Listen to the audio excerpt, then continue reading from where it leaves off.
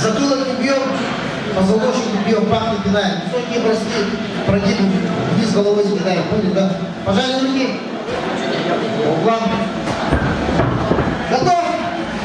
Готов? Бой! Ребята, пробовали, готовы, пластались, пластались, и работали.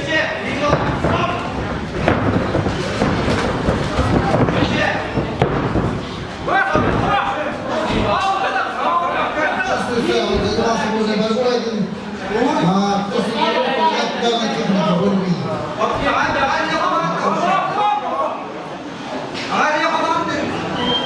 Если наносения ударов не будет, то я останавливаю поединок. Надо бить.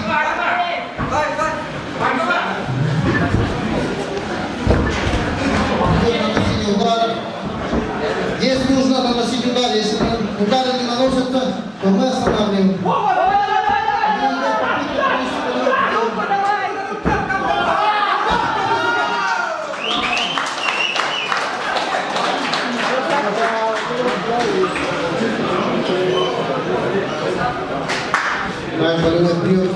Победа одержал Дмитрий Амосов.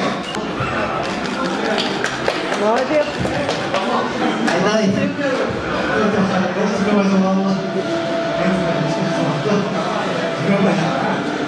В следующий раз будешь участвовать?